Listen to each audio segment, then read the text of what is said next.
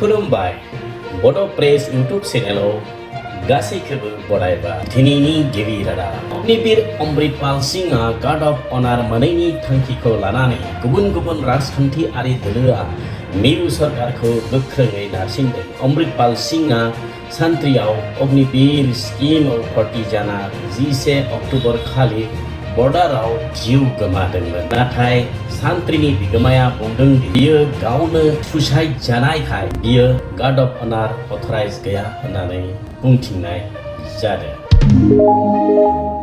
बे खेबाव दुर्गा फुजा होनाय आफादफोरनो सरकारा हेफाजाब मुलाम्फा होगोन होननानै बुंथिदों।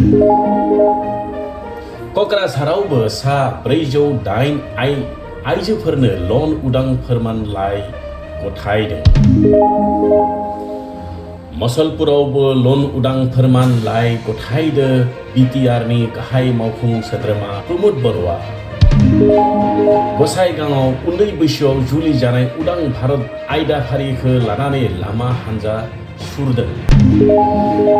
बिजनी बन्दानाव गोजौसिन गेजेरारि फरायसालिया 100 बोसोरारि गायसनथाय सान फालिदों। साखाफाराहै भारत भुटान सिमायाव मोब्लिबजों बोजानानै मासे हाग्रानि मैदेरा थैदों।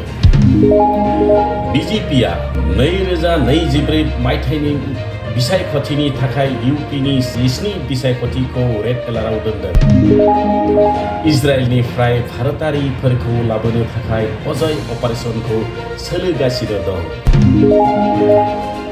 सरथेबारिनिफ्राय सरकारि अफिसखौ कयाकुशियाव दैथायहरनाय नागिरनायनि जाहोनाव रोजा आइजोफोरा हेंथा खालामदों। BTRखौ लाना आसामनि BJP दोलोआ मैया जिराय मेल खुंदों। बाक्सानि फातेमा साहा बागाननि मावथियारिफोरा मैया सोमावसारदों 20% बोनास नागिरना। गोजोन्थों। दिनैनि गिबि रादाबा बिसिनोसै।